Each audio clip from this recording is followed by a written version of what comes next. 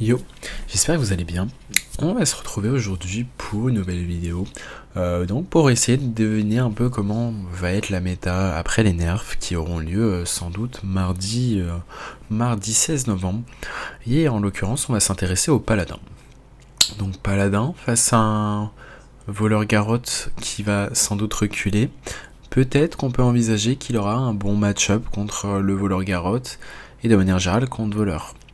En plus de ça, il avait des match-ups décents contre tout ce qui était guerrier. Il galérait un petit peu contre mage, mais pareil, mage prend son nerf. Druid aggro pouvait être compliqué, mais druid prend son nerf. Donc, on peut imaginer un regain de power level du paladin du fait de ses nerfs et du fait d'une méta changeante. On va voir ensemble la liste. Bon visionnage. Donc nous voici avec la liste de paladins. On voit pas trop les deux cartes ici, mais c'est un Libram d'Espoir et un Varian.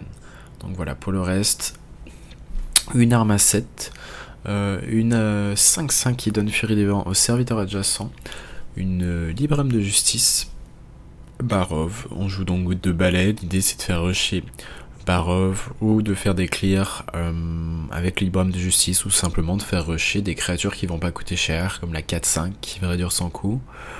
Et Libram d'Espoir éventuellement. Et on joue bien sûr Samuro qui est une des grandes win conditions contre des decks un peu aggro, on va dire, qui nous permet vraiment de stabiliser le board et revenir. On joue 2 sorts à 2 qui donne puissant et bouclier divin. Un serviteur quand il meurt invoque une 1-1 avec bouclier divin. Donc voilà pour les tech cartes un petit peu.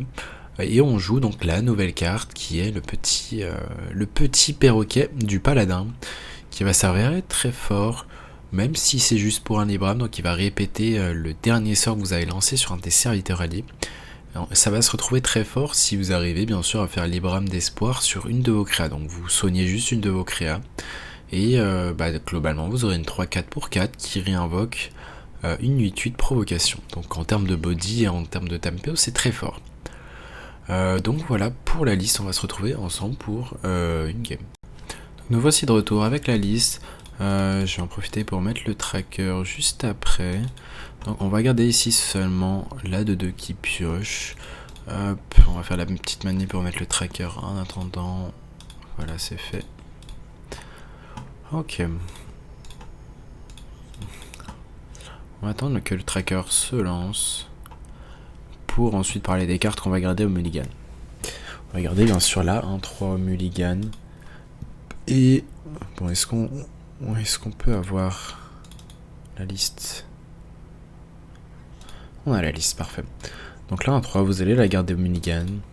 Avec ça là, à 1 qui pioche, un sort avec Oli. Sacré en français. La 2-2 qui pioche, un serviteur qui buff de +1/+1 la main. Je pense que vous pouvez envisager Cariel dans certains match-ups à ces tempos. Ok, on a déjà un tour intéressant. Démonie, je pense que ça va être un match-up assez close. Peut-être qu'on va avoir un match-up amélioré grâce à ce petit perroquet. Ici, je vais choisir de ne pas faire la 2-2 qui pioche. L'idée, c'est d'avoir un tour 4 décent. Parce que si on fait ça sur 3, on va dire que tour 4, on n'a pas forcément envie de faire le perroquet. Donc là, dans ce spot, vous allez préférer faire tout simplement le Libram. Donc il va y avoir des spots, je pense, où vous faites pas la petite 2-2 qui pioche pour justement valoriser la tempo. Cette carte, vous n'êtes pas obligé de la jouer tout de suite. Et avoir de Libram maintenant, c'est quand même décent. Donc on va le faire maintenant.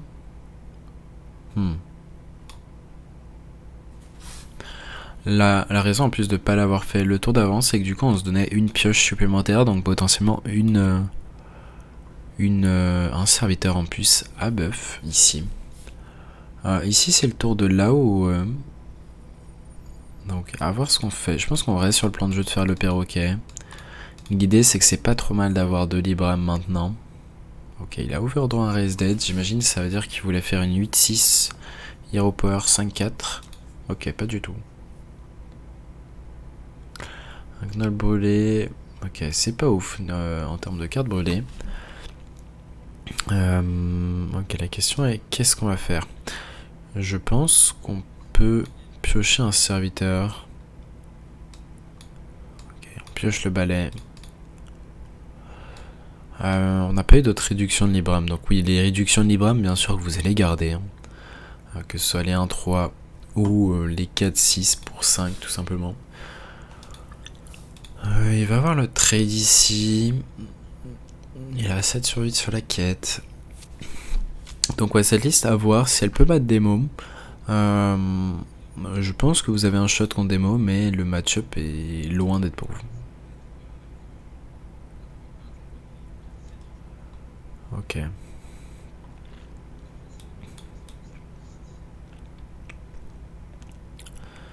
Ok, on va jouer ça.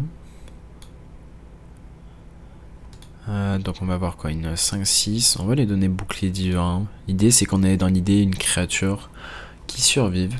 Donc c'est ce petit plus simple, ça, il invoque une bouclier divin en râle d'agonie. Une 1-1 avec bouclier divin, globalement c'est pas trop mal. Ça a de quoi, on va dire, assurer par moment d'avoir une créature avec râle d'agonie qui réapparaît. Donc voilà, si vous arrivez à faire la curve 1 tour 1, une 1-3 ou une 1-1, et ensuite ce tour 2, vous êtes assuré d'avoir voilà, une petite créature sur le board pendant au moins les premiers tours. Donc il a compris un tic de quête, il a brûlé un Raise Dead. Donc là, globalement, un Raise Dead en moins, c'est une grosse ressource, parce que c'est potentiellement des géants en moins, c'est de la value en moins. Donc là, on est à exactement un tour que les 6-6 soient actives. Donc les 6-6 qui coûteront que 1 de mana quand il aura 10 cartes dans le deck. Donc là, pour l'instant, il va peut-être pouvoir jouer un géant. J'ai pas compté le nombre de cartes, enfin le nombre de fois qu'il s'est infligé ou qu'il a augmenté ses PV. Mais les géants devraient pas tarder à être actifs. Donc ouais, le géant est actif. Il fait le trade ici. Ok. On va faire ça, et je pense que c'est une draw descente. A voir si on a envie de... Je pense que c'est décent de faire ce play. Ok. La 5-5 Furie des Vents qui est pas mal hein, avec le balai. Il y a une synergie, un moyen de faire un tour assez tempo. L'idée c'est est-ce qu'on va double trade ou pas. On peut double trade je pense. L'idée c'est justement de ne pas le laisser facilement gérer tout ce board. Et derrière on a le râle d'agonie qui revient. Ici on va buffer ça combien de fois? Je pense qu'on va le rebuffer une fois. Si ça reste en vie, je pense qu'on est content. Prochain tour, on a un Libram d'espoir plus balai. Ouais, globalement, on n'a même pas fait la sortie avec la 4-6. Là, globalement, si on pioche la 4-5, elle coûtera 0. En bonne draw, on a le Varian, qui est vraiment en late game, qui pioche en moyenne 3 cartes. Donc c'est très fort. Une carte avec Rush, Bouclier Divin et Provocation, tout simplement. Donc voilà, c'est un bon late game. Et on va analyser ensemble le nombre de cartes de pioche avec le deck. Donc le Varian. Avec ça, on a la 2-2 qui pioche, les deux Mandadal, la 1-1 qui pioche. Donc là, on est déjà à 4, 6, 6 cartes plus 7 cartes. On est à 7 cartes de pioche, plus les réductions de Libram qu'on est content d'avoir. Hein. C'est pas des cartes de pioche, mais globalement, c'est un peu les cartes clés du deck. Et voilà, on va être content de les avoir. Ok, donc là, il a eu la gestion. Il va avoir un géant. Ok, il va nous faire un tour décent.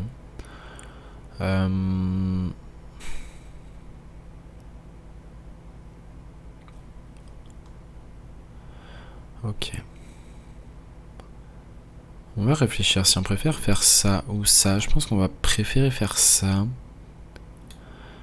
Et l'argument, c'est que...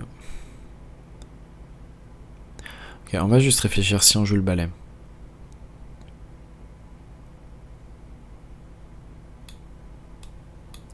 Je pense qu'en termes de tempo, ça se met vraiment pas mal de jouer le balai ici. Donc on va buffer ça. Ici on va prendre un value trade. Et on va buffer Est-ce qu'on veut prendre un value trade avec ça? On va dire que oui. Donc voilà, en termes de tempo, on va dire que on a bien repris la tempo, il n'y a plus de Fresh Giant, et il reste plus qu'un Raise Dead. On va dire que voilà, les menaces, c'est quoi? C'est la 6-6, c'est la Raise Dead. Et globalement, il n'y a plus vraiment de moyen de mettre de board sinon. Et là, il peut avoir des cartes mauvaises comme la 2-1. Il peut avoir une 5-4 rush qui est un peu en dessous de géant. Et là, on voit déjà qu'on a un peu outvalue le démoniste, hein, parce que démoniste, il a par moment pas le choix de se défausser des cartes du deck.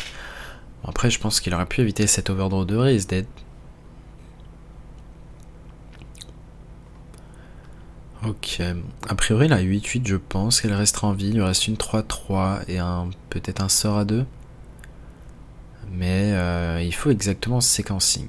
Donc là il faut le dernier sort à 2 de la dernière 3-3. Okay, donc a priori cette 8-8 restera en vie. Ouais, cette 8-8 qui va rester en vie. Ok, est-ce que c'est létal? C'est pas létal mais c'est beaucoup de dégâts. Là, on va dire qu'on a vraiment beaucoup agressé le démo. Enfin, on a repris la tempo, on l'a un peu haute value en termes de ressources.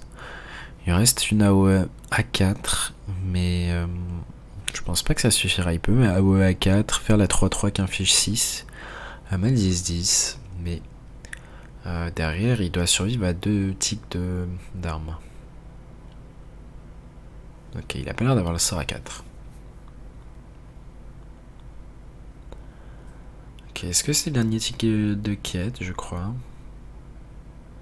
Ah non, pas du tout.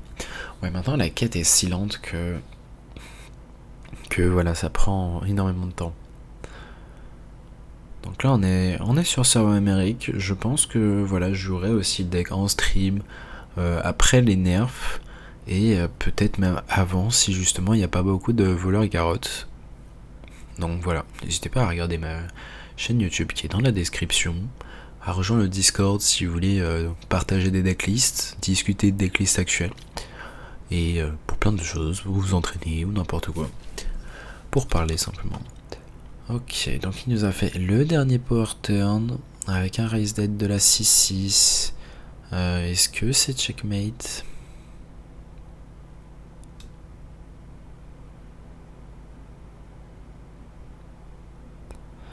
Je crois qu'on va être un dégât off. Si c'est le cas, peut-être qu'on préfère value trade. On va réfléchir. 2, 4, donc 2 plus arme. Ça qui rush là-dedans. Il a 10-10 qui va face, donc avec même 11, on peut avoir, on peut être 9 au maximum. Question c'est, est-ce que c'est pertinent de le mettre 1-off?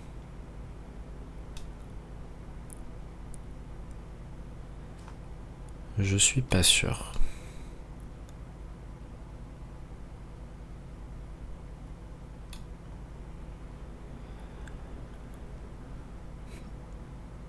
On va réfléchir quand même une dernière fois. Mais je pense qu'ici, prendre les trades, ça nous va très bien.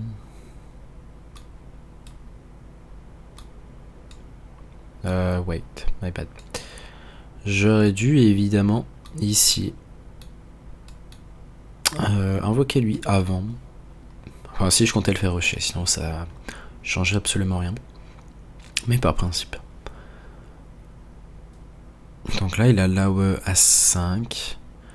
Est-ce qu'en faisant ce trade, il peut tout gérer? Il va AOE, faire le Drain Soul. Il lui reste une créature de Raise Dead, qui peut être une 5-4 rush. Sinon, on a un peu fait le tour des AOE, quoi. Des single removal. Ça peut être aussi la 2-1. Ok, j'imagine que ça va être un sort qui inflige 3. Et du coup, s'il a encore le sort à 4, qui fait 5 d'AOE, on va dire que il arrive à... Il a réussi à stabiliser, là. Il est à 21 PV. Ok, il veut d'abord piocher avant de faire l'AOE. Logique. Mais voilà, en termes de ressources, il est assez limité. On a des bonnes draws. Il y a Drin bien sûr qui serait les nuts. On va d'abord piocher. Est-ce qu'on invoque le Samuro? Je pense que oui. Il a normalement plus de removal. Ok, est-ce qu'on a un intérêt à garder le dernier removal? Est-ce qu'il lui reste une AOE? Il lui reste... On a dit... Le dernier removal, l'AOE A4, qui coûte 0 maintenant, qui est en main grâce à notre ami Tamsin. Après, il est à combien sur la 4? Il est à 3 sur 8. S'il est au power, il passera à 7 sur 8. Mathématiquement, c'est pas ouf pour lui.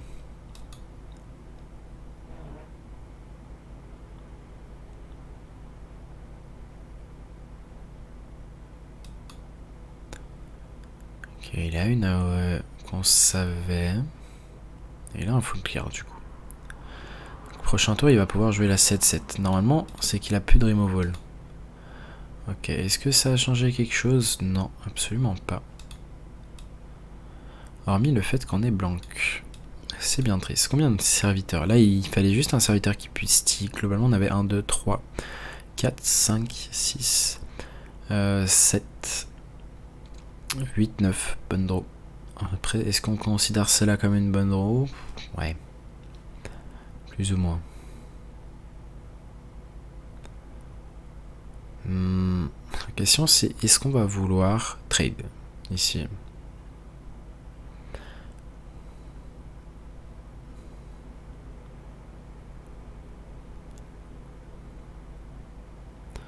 Je pense qu'ici c'est un volley face. Et on a toujours un Varien qui a une draw assez insane. Lady Liadrine, les 4-5 qui en soi sont pas trop mal.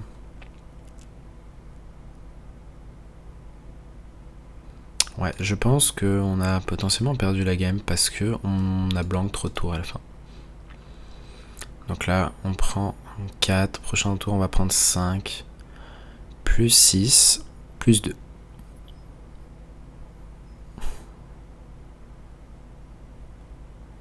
Donc c'est échec et mat sur le spot. On n'a plus moyen de se soigner.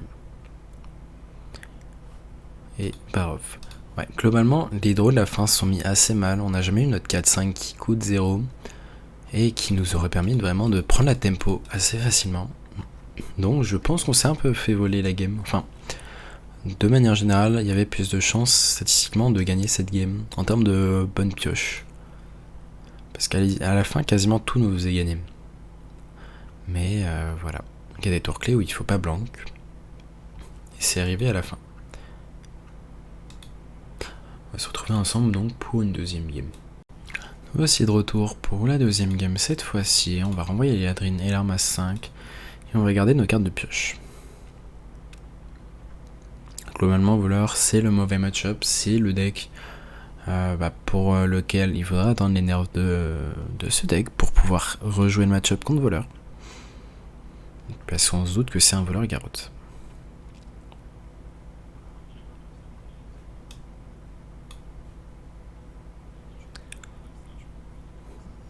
Le problème, c'est qu'on aura rarement un tour 1 qui va stick. On aura rarement un tour 1 qui va stick. Il y a peu de chances qu'il fasse Octobot sur 2. Ouais, il va plutôt dag.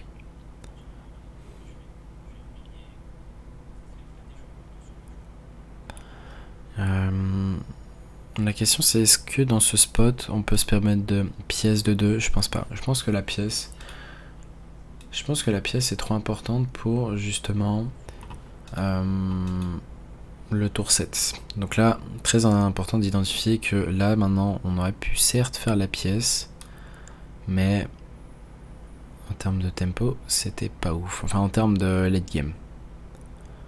Là par contre on peut pièce de 4. L'argument c'est d'avoir un serviteur qui stick sur le board prochain tour pour pouvoir lui donner main d'Adal et Librem. Comme ça on réduit déjà le coût de ça.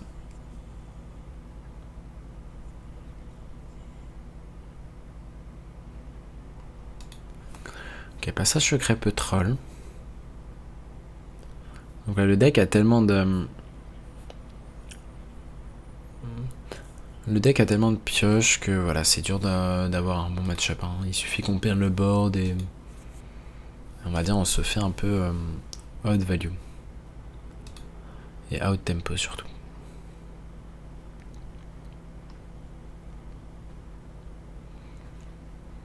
Mon passage secret riche en pioches. Piocher 3 cartes, globalement. Je crois que... Ouais, il a fait ça pour pas overdraw. Ok, c'était bien vu.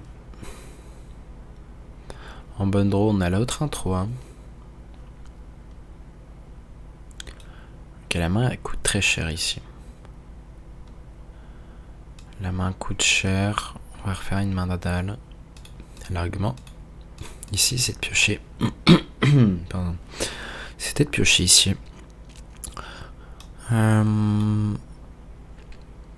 Ça risque d'être joué prochain tour. Le plan, ça risque de faire 1-1. Libram. Si on pioche l'autre, on jouera aussi l'autre. Et ensuite, on pourra jouer ça pour 2 de mana. Donc voilà, les plans de jeu sont assez simples à établir.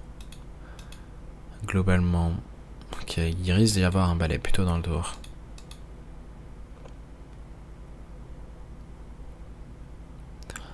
Un des bons top decks serait l'autre 1-3. Pour faire passer ce Libram à 0 et pouvoir faire un tour de tempo avec balai. Et jouer la 5-6.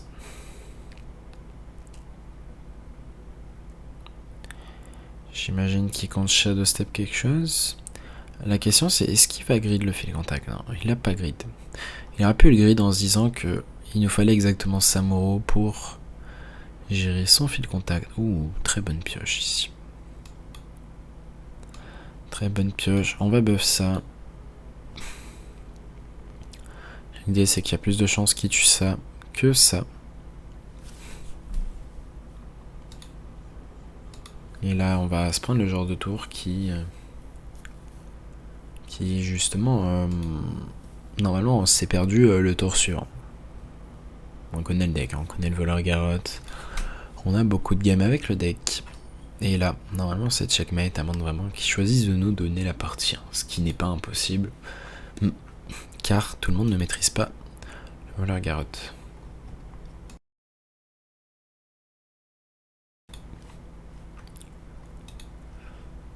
Ouais, c'est un full clear ici. Est-ce qu'on va avoir le droit à un Shadow Step 2-1?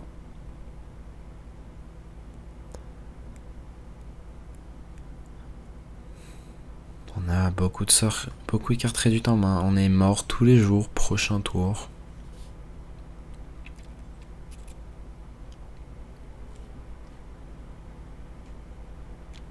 On peut suicider ça et rejouer une carte qui inflige 1.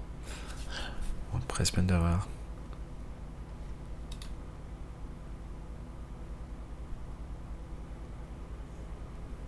Néophyte, j'imagine.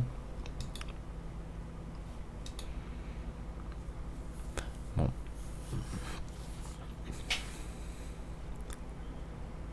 Ok, ici on va pouvoir faire certains tours de tempo. Mais malheureusement, ça ne va pas suffire. L'argument, l'idée c'est de faire quoi? C'est de faire ça, ça, ça.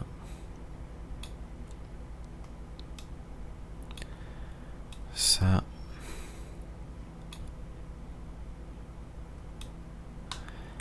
On va le faire comme ça. Ok, ça. Et on va trade les plus gros PV. Bon, ouais. À moins que vraiment il se loupe totalement. Ce qui a globalement aucune chance d'arriver. Mais voilà, là l'idée c'est qu'on va dire qu'il aurait sans doute pas eu l'OTK. Là c'est bien de s'imaginer dans la méta d'après. Où justement on aurait un voleur Garrotte qui ferait seulement 24 avec 2 dégâts des sorts et pas à 32 comme maintenant. Et il lui faudrait en fait garder un Shadow Step ou bien utiliser la Guild Trader pour l'étal. Donc c'est l'idée. Et on va dire que la sortie était un peu lente. Elle était un peu lente du coup on n'a pas pu vraiment l'agresser.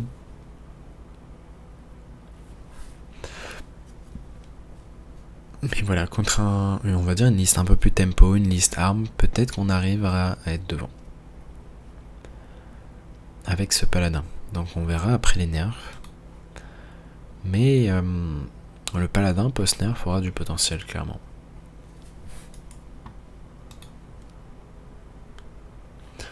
Ici, je sens qu'il a l'air de galérer de trouver le létal. Je sais pas comment, mais il y a une galère. On a peut-être un problème de cri de guerre.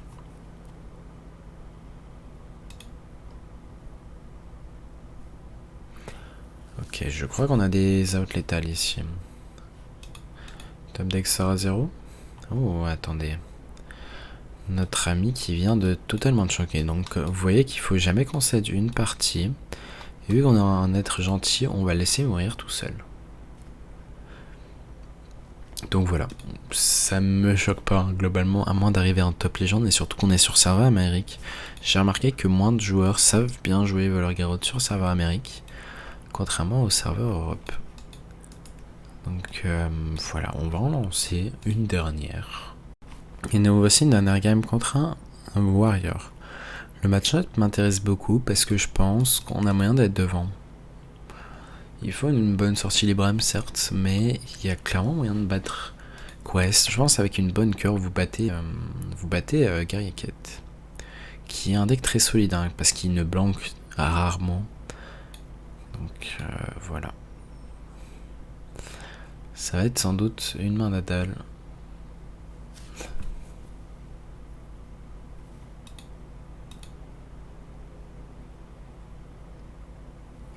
Ok, très bonne draw ici. Très bonne draw. La question c'est est-ce qu'on va le faire?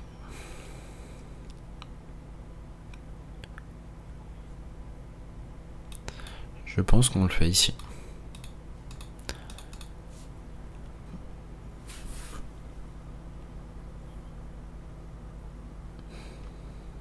Ici le faire ça se donne un peu une flexibilité et ça réduit le coût de la petite 4-5. Ok. On va buffer ça. On va value trade, enfin trade ici. Invoquer ça. L'idée ça va être de buffer ça. Et de jouer autour de son meilleur tour 3 qui est la 3-4 qui lui donne de l'attaque à 100 €. Donc voilà, quand vous connaissez le deck adverse, encore une fois, c'est facile de tourner autour des cartes. L'idée c'est toujours de chercher quel serait le meilleur tour suivant adverse et de tourner autour. Ça vous aidera beaucoup au questionnement que vous pourrez vous avoir tout simplement. Ok, il choisit de value trade ici. Bon, il prend des dégâts, enfin de mettre un coup dedans. Et est-ce qu'on a envie de le punir grâce au Libram de justice? Je pense que oui. L'idée c'est vraiment de le tabasser.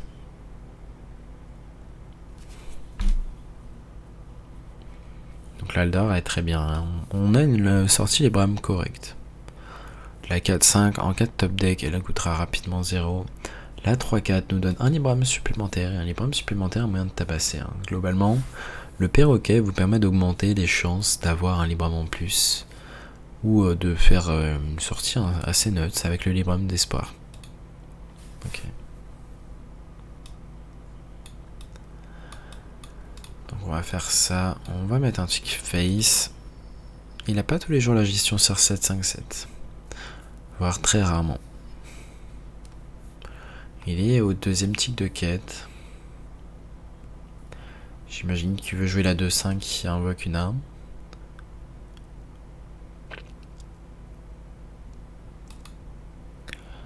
Qui est une 3-5 grâce à l'arme.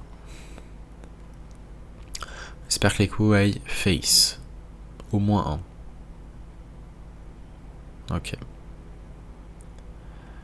Ça va nous permettre de faire un value trade.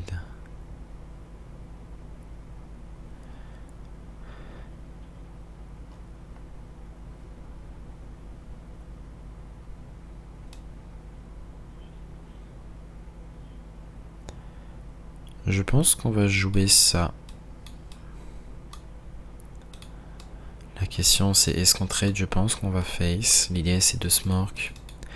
Et dans l'idée il devrait être obligé de mettre sa 3-4 dedans.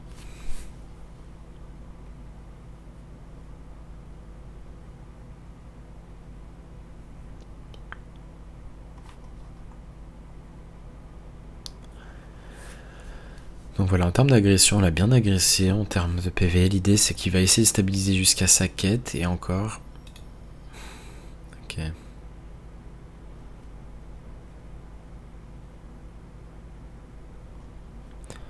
Ok, très bonne draw ici. On va trade. Trade buffer ça. Et buffer ça. Il devrait facilement trouver un pirate à 2 de mana maximum pour invoquer la 7-7. Mais on va pouvoir rush dans la 7-7. Donc on a un rush, un bouclier divin et un provocation. Donc bouclier divin et provocation, ça veut dire que on va sans doute piocher 2 fois la Devote Pupil. Ok, Liadrine. Est-ce que Liadrine c'est létal? Je crois que c'est létal. Ouais, c'est largement létal. Donc voilà, on finit par une victoire. L'idée c'était de vous montrer une des déclisses potentielles de après, tout simplement après nerf. Pour l'instant la liste est comme ça, je l'ai prise donc à Charon. Je vous mettrai le code dans la description. Et voilà, j'espère que cette petite présentation du paladin vous aura plu. Et on va se retrouver à la prochaine pour du coaching ou une nouvelle vidéo de deck. Sur ce, bonne journée, bonne soirée et à la prochaine.